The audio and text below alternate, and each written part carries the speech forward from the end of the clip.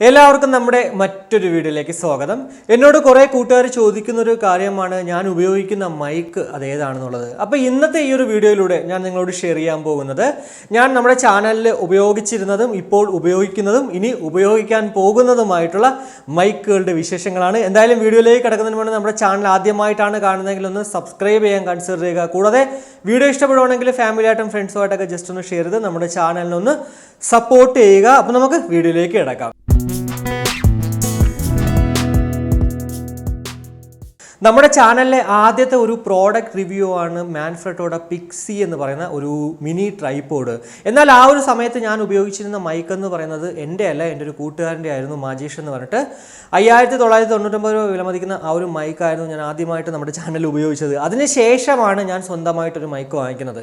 അത് വേറൊന്നുമല്ല, ഒരു ബജറ്റ് 1000 രൂപയ്ക്കുള്ളിലുള്ള ബോയ BY M1 എന്ന് പറഞ്ഞ ഈ ഒരു മൈക്കാണ് ഞാൻ ഇപ്പോൾ അന്ന് മുതൽ ഈ ഒരു റീസെൻ്റായിട്ട് കുറച്ച് വീഡിയോയ്ക്ക് മുന്നേ വരെ ഉപയോഗിച്ചു കൊണ്ടിരുന്നത്. അപ്പോൾ ഞാൻ എന്തുകൊണ്ടാണ് ഈ ഒരു പ്രോഡക്റ്റ് ഇപ്പോൾ മാറ്റിയത് അല്ലെങ്കിൽ റീപ്ലേസ് ചെയ്തതെന്ന് വെച്ച് കഴിഞ്ഞാൽ, നിങ്ങൾക്കറിയാം, നിങ്ങൾ സ്ഥിരമായിട്ട് എൻ്റെ വീഡിയോ കാണുന്നെങ്കിൽ മനസ്സിലാക്കാൻ സാധിക്കും, അൺബോക്സിങ് സമയത്ത് വീഡിയോ കാണിക്കുന്ന സമയത്ത് എൻ്റെ വോയിസ് അല്ലെങ്കിൽ ഒരു മൈക്ക് ക്വാളിറ്റി വ്യത്യാസമായിരുന്നു. അത് വേറൊന്നും കൊണ്ടല്ല, ഞാൻ നമ്മുടെ ഓവർഹെഡ് മൈക്ക് വെച്ചിട്ട് സംസാരിക്കുന്ന സമയത്ത് ഇതിൻ്റെ നമ്മുടെ ഈ ഒരു BY M1ൻ്റെ പവർ മൊഡ്യൂളും നമ്മുടെ കേബിളും തമ്മിൽ എന്തോ ഒരു ചെറിയൊരു ലൂസ് കണക്ഷൻ കുറച്ച് നാളേക്ക് മുന്നേ തുടങ്ങി. എന്നാൽ ഞാനതൊന്ന് ജസ്റ്റ് ഒന്ന് അഡ്ജസ്റ്റ് ചെയ്തൊക്കെ വെക്കുമ്പോഴത്തേക്ക് മൈക്ക് പെർഫെക്റ്റ് ആയിട്ട് കേൾക്കുമായിരുന്നു.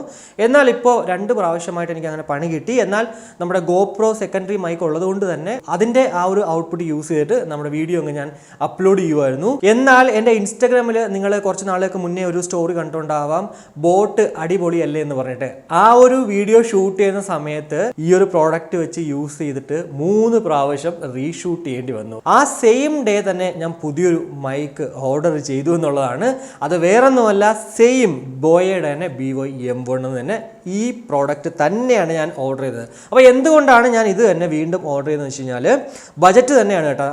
ഇപ്പോൾ ഇതിൻ്റെ വില എന്ന് പറഞ്ഞത് 749 രൂപയാണ്. എന്നാൽ ഞാൻ വാങ്ങിക്കുന്ന സമയത്ത് 799 രൂപയ്ക്കാണ് ഈ ഒരു പ്രോഡക്റ്റ് ലഭ്യമായത്. കാശൊന്നും അല്ലെങ്കിൽ ഓഫർ വരെ ഞാൻ വെയിറ്റ് ചെയ്തില്ല. കാരണം നല്ലൊരു പ്രോഡക്റ്റ് 799 രൂപയ്ക്ക് അത് വർത്ത് തന്നെയാണെന്നുള്ളത് കൊണ്ട് തന്നെയാണ് ഞാൻ ഈ ഒരു പ്രോഡക്റ്റ് അങ്ങ് ഓർഡർ ചെയ്തത്. അപ്പോൾ ഇന്നത്തെ ഈ ഒരു വീഡിയോയിലൂടെ ഞാൻ ഈ ഒരു പ്രോഡക്റ്റിൻ്റെ അൺബോക്സിങ് ജസ്റ്റ് ഒന്ന് കാണിച്ചു തരാം. അതിന് മുന്നേ ഇപ്പോൾ ഞാൻ ഉപയോഗിക്കുന്ന മൈക്ക് അത് ഏതാണെന്ന് പറഞ്ഞുതരാം. സ്മാഷ്ട്രോണിക്സിൻ്റെ ഒരു ലാവലിയർ മൈക്കാണ്. 449 രൂപയായിരുന്നു ഞാൻ ഈ ഒരു പ്രോഡക്റ്റ് വാങ്ങിക്കുന്ന സമയത്ത്. എന്നാൽ ഇതിൻ്റെ കൂടെ ആ ഒരു TRRS to TRS അഡാപ്റ്റർ കൂടി ഉണ്ടായിരുന്നു. അതുകൊണ്ടാണ് വില 449 ആയത്. എന്നാൽ അല്ലാണ്ട് എനിക്ക് തോന്നുന്നു 350 അങ്ങനെ എന്തോ ഉണ്ടായിരുന്നുള്ളൂ.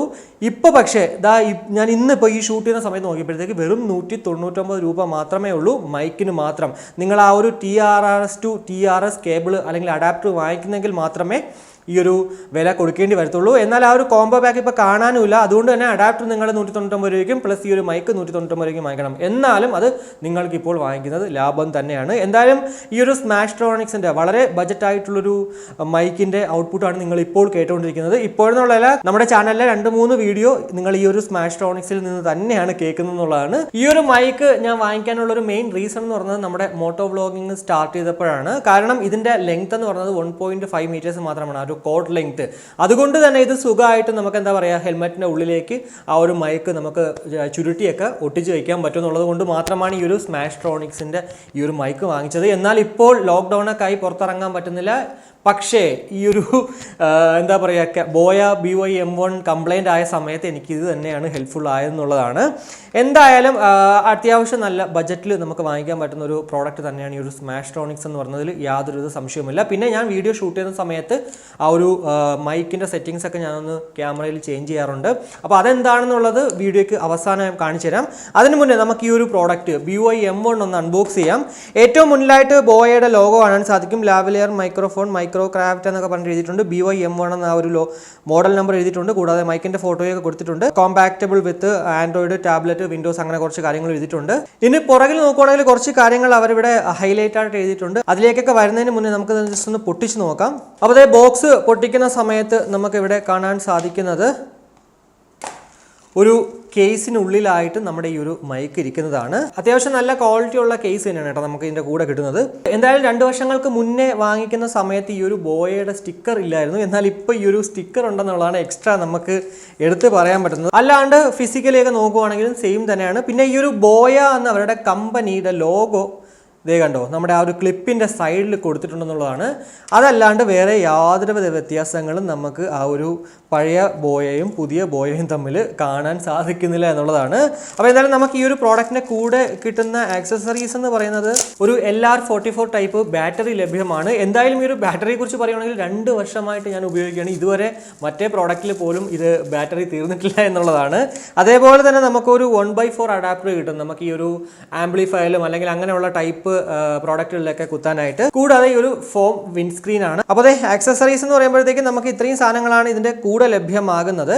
ഇനി എന്തായാലും നമുക്കിതൊന്ന് സെറ്റപ്പ് ചെയ്യുവാണെങ്കിൽ ആദ്യം ഈ ഒരു ബാറ്ററി ഒന്ന് ഇതിനകത്ത് ഇടാം.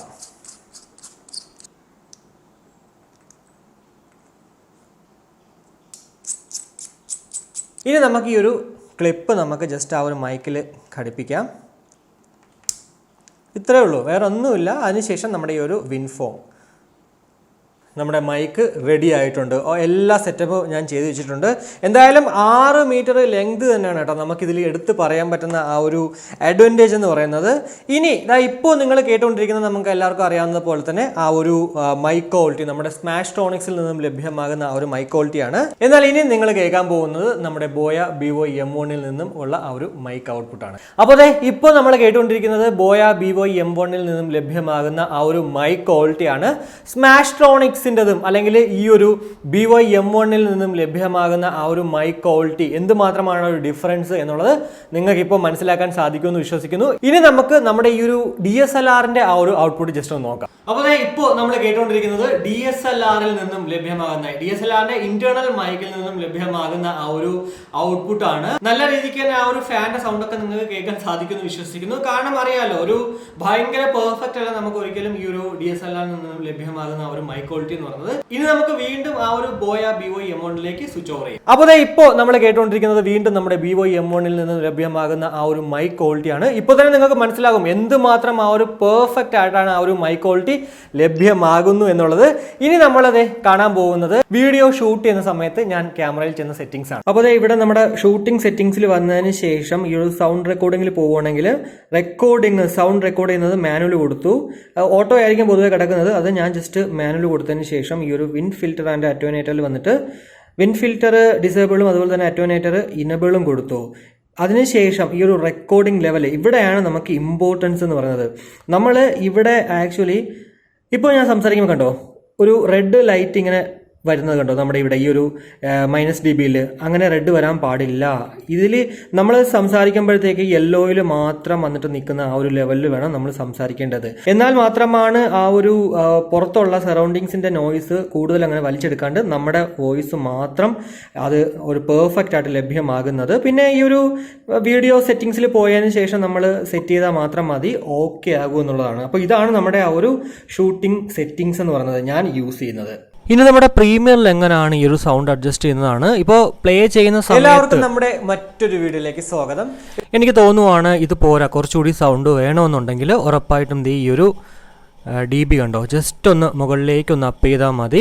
പെർഫെക്റ്റ്. എന്നോട് കുറെ കൂട്ടുകാർ ചോദിക്കുന്ന ഒരു കാര്യമാണ് ഞാൻ ഉപയോഗിക്കുന്ന മൈക്ക് അതേതാണ്. അപ്പോൾ ഞാൻ ഇങ്ങനെയാണ് ആക്ച്വലി ഈ ഒരു ക്യാമറ സെറ്റിംഗ്സിൽ വന്നിട്ട് ആ ഒരു ഔട്ട്പുട്ട് കിട്ടിയതിന് ശേഷം ഇവിടെ കൊണ്ടുവന്നിട്ട് ആ ഓഡിയോ ലെവൽ ഒന്ന് മുകളിലേക്ക് അപ്പ് ചെയ്യുന്നത്. അപ്പോൾ എന്തായാലും ഈ ഒരു വീഡിയോയിലൂടെ നമ്മുടെ BY M1 കുറിച്ചിട്ടും അല്ലെങ്കിൽ ആ ഒരു സ്മാഷ്ട്രോണിക്സ് എന്ന് പറഞ്ഞ ആ ഒരു മൈക്കിനെ കുറിച്ചിട്ടും ഒക്കെ മനസ്സിലായെന്ന് വിശ്വസിക്കുന്നു. എന്തായാലും ഈ ഒരു വീഡിയോ നിങ്ങൾക്ക് ഇഷ്ടപ്പെട്ടുവെങ്കിൽ ഉറപ്പായിട്ടും നമ്മുടെ ഫാമിലിയായിട്ടും ഫ്രണ്ട്സുമായിട്ടൊക്കെ ജസ്റ്റ് ഒന്ന് ഷെയർ ചെയ്യുക. കൂടാതെ ലൈക്ക് ചെയ്യാനും കമന്റ് ചെയ്യാനും മറക്കണ്ട. ഇനി സബ്സ്ക്രൈബ് ചെയ്തില്ലെങ്കിൽ ഉറപ്പായിട്ടും ഒന്ന് സബ്സ്ക്രൈബ് ചെയ്യുക. അപ്പോൾ മറ്റൊരു വീഡിയോ കാണുമ്പോഴേക്കും ബൈ.